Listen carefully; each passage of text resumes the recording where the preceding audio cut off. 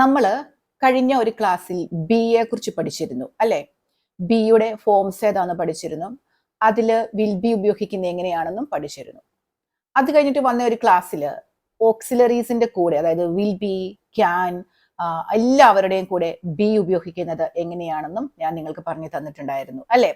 അപ്പോ ഓക്സിലറികൾ, ഏത് ഓക്സിലറീസ് ആണെങ്കിലും അല്ലെങ്കിൽ ഹെൽപ്പിംഗ് വെർബ്സ് ആണെങ്കിലും, ക്യാൻ ആണോ അല്ലെങ്കിൽ കുഡ് ആണോ അല്ലെങ്കിൽ വില്ലാണോ, ഇവരുടെ കൂടെ ബി വന്നാൽ എന്ത് ചെയ്യണം എന്നുള്ളതിന്റെ ക്ലാസ് ഞാൻ കൃത്യമായി എടുത്തിരുന്നു. അതേപോലെ തന്നെ ബി ആരൊക്കെയുണ്ട് ബിയിൽ, ബി തന്നെ നിൽക്കുമോ എന്ന ചോദ്യത്തിനൊക്കെ ഉത്തരവും ഞാൻ നിങ്ങൾക്ക് തന്നിട്ടുണ്ടായിരുന്നു. അപ്പോൾ അതിന്റെ എല്ലാം ആ 2 ക്ലാസ്സുകളും ഞാൻ ഇവിടെ ലിങ്ക് കൊടുക്കാം. നിങ്ങൾ ആ ലിങ്കിലൊന്ന് ക്ലിക്ക് ചെയ്ത് നോക്കൂ കേട്ടോ. അപ്പൊ ഇന്ന് നമ്മൾ പഠിക്കണത്, ഞാൻ അന്ന് ക്ലാസ്സിൽ പറഞ്ഞിരുന്നു, ഇനി എവിടെ ബി കണ്ടാലും നിങ്ങൾ ബുദ്ധിമുട്ടരുത്, ബി വരുന്ന രീതിയിലുള്ള മുഴുവൻ കാര്യങ്ങളും നമുക്ക് ഓരോരോ ക്ലാസ്സിലായി പഠിക്കാമെന്ന് പറഞ്ഞിരുന്നു. ഇന്ന് നമ്മൾ പഠിക്കുന്നത് സീം ആണ് പഠിക്കുന്നത്. Seem to be, seems to be. എന്താണ് സീം ടു ബിയും സീംസ് ടു ബിയും തമ്മിലുള്ള വ്യത്യാസം? സീം ടു ബി എന്നുള്ളത് നമ്മുടെ സബ്ജക്റ്റ് ആരാണ്? ഐ, യു, വി, ദയുടെ കൂടെ. സീംസ് ടു ബി ആരുടെ കൂടിയാണ്? ഹി, ഷീ, ഇറ്റ് എന്ന സബ്ജക്റ്റിന്റെ കൂടെയാണ് സീംസ് ടു ബി ഉപയോഗിക്കുന്നത്. അപ്പൊ നമുക്കിനി എന്തിനാണ് ഈ സീംസ് ടു ബി ഉപയോഗിക്കുന്നത്? നമ്മൾ പറയില്ലേ, അവള് നേഴ്സാണെന്ന് തോന്നുന്നു, അവള് മടുത്തെന്ന് തോന്നുന്നു, അല്ലെങ്കിൽ അവര് കൂട്ടുകാരാണെന്ന് തോന്നുന്നു, അല്ലെങ്കിൽ അവര് ശത്രുക്കളാണെന്ന് തോന്നുന്നു, അവളൊരു ഡോക്ടറാണെന്ന് തോന്നുന്നു. ഇങ്ങനെ നമ്മൾ പറയില്ലേ, തോന്നുന്നു, എനിക്ക് അങ്ങനെ തോന്നുന്നു എന്ന് പറയാനാണ് നമ്മൾ seems to be, seem to be ഉപയോഗിക്കുന്നത്. She seems to be a doctor. അവള് ഒരു ഡോക്ടറാണെന്ന് തോന്നുന്നു. എങ്ങനെ പറയും? She seems to be a doctor. അവള് ഒരു ഡോക്ടറാണെന്ന് തോന്നുന്നു.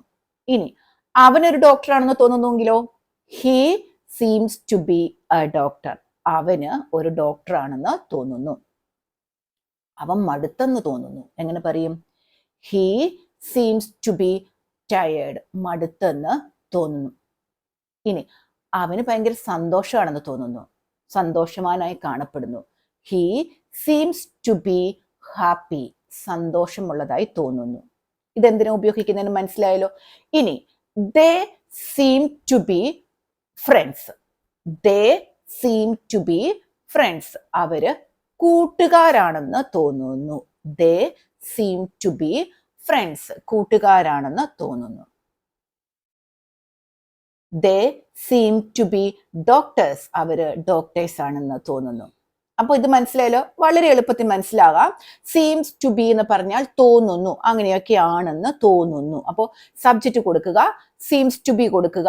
സബ്ജക്റ്റ് യു വി ദേ ആണെങ്കിൽ സീം ടു ബി കൊടുക്കുക. നമുക്കറിയാം സിംഗുലർ ആണെങ്കിൽ എസ് ചേർക്കണം എന്നുള്ളത് നമുക്കറിയാം, ചേർക്കുക. പിന്നെ എന്താണ്, അവരെന്തായിട്ടാണോ നമുക്ക് തോന്നുന്നത് അത് പറയുക. ഇനി ചിലപ്പോൾ ഇവര് വേർബ് ചെയ്യൂലേ, അതായത് അവള് ഉറങ്ങുവാണെന്ന് തോന്നുന്നു, അവളിപ്പോ കരയാണെന്ന് തോന്നുന്നു. ഇപ്പം അവിടെ നമ്മൾ ഒരാൾ എന്തെങ്കിലും ഒരു പണി ചെയ്തുകൊണ്ടിരിക്കുമ്പോൾ നമ്മൾ പറയാണ് അവള് ജോലി ചെയ്യാണെന്ന് തോന്നുന്നു. ഇങ്ങനെ നമുക്ക് പറയണമെങ്കിൽ ഒന്നുമില്ല, വേർബ് ഒന്ന് ING ഇട്ട് കൊടുത്താൽ മാത്രം മതി. അപ്പൊ എങ്ങനെ പറയാം? She seems to be crying എന്ന് പറഞ്ഞാൽ അവള് കരയാണെന്ന് തോന്നുന്നു. നമ്മളിങ്ങനെ മുഖഭാവം ഒക്കെ കണ്ടിട്ട് കണ്ണീന്നൊക്കെ വെള്ളം ഒഴിച്ച് ചുമന്നിങ്ങനെ ഇരിക്കുകയാണ്, അപ്പൊ നമ്മൾ പറയാണ് കരയാണെന്ന് തോന്നുന്നു. She seems to be crying. ഇനി എന്താണ്?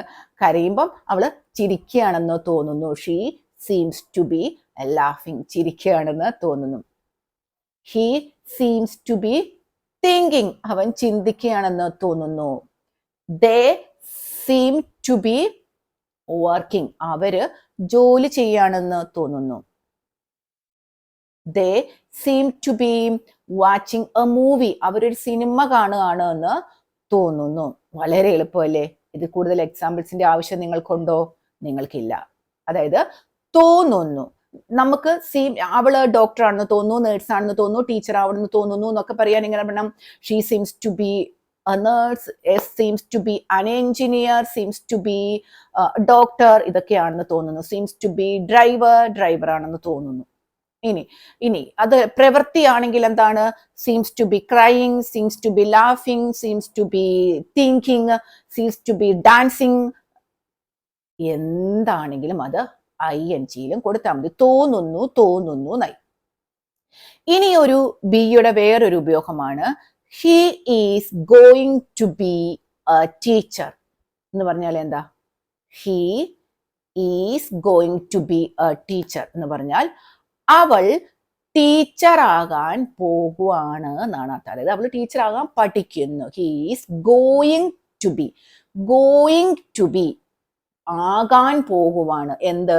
A teacher. ഒരു ടീച്ചർ ആകാൻ പോകുകയാണ്. She is going to be a nurse എന്ന് പറഞ്ഞാൽ എന്താ? She is going to be ആകാൻ പോകുവാണ്. എന്ത്? A nurse. നേഴ്സ് ആകാൻ പോകുവാണ്. അപ്പൊ അതെന്താണ്? ഗോയിങ് ടു ബി എന്ന് പറഞ്ഞാല് ആകാൻ പോകുവാണ്. നമുക്കത് അപ്പൊ നിങ്ങൾക്ക് അതും മനസ്സിലായല്ലോ. ഗോയിങ് ടു ബി എന്ന് പറഞ്ഞാൽ നമ്മൾ എന്തെങ്കിലും ഒന്ന് ആകാൻ പോകുവാണ് എന്നാണ് നമ്മൾ പറയേണ്ടത്. I am going to be an engineer. ഞാൻ എഞ്ചിനീയർ ആകാൻ പോവുകയാണ്. Going to be. ഇപ്പൊ നിങ്ങൾക്ക് മനസ്സിലായല്ലോ ഗോയിങ് ടു ബി എന്തിനാ ഉപയോഗിക്കുന്നത്? ആകാൻ പോകുവാണ്. അവൾ അതൊക്കെ ആകാൻ പോകുവാണ്. അതിനു വേണ്ടി ഗോയിങ് ടു ബി. നമ്മൾ രണ്ട് കാര്യം, വളരെ എളുപ്പമുള്ള രണ്ട് കാര്യം പഠിച്ചു. സീം ടു ബി പഠിച്ചു, പിന്നെ അത് നൗണിന്റെ കൂടെ അല്ലെങ്കിൽ പിന്നെ വേർബിന്റെ കൂടെയൊക്കെ ഉപയോഗിക്കുന്നത് എങ്ങനെയാണെന്ന് പഠിച്ചു.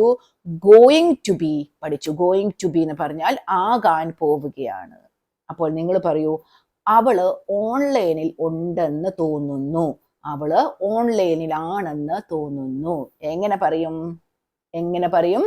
ഇപ്പൊ തന്നെ നമ്മുടെ കമന്റ് ബോക്സിൽ നിങ്ങളുടെ അഭിപ്രായം, നിങ്ങൾക്ക് മനസ്സിലായ കാര്യം ചെയ്തോളൂ. അവള് ഓൺലൈനിലാണെന്ന് തോന്നുന്നു.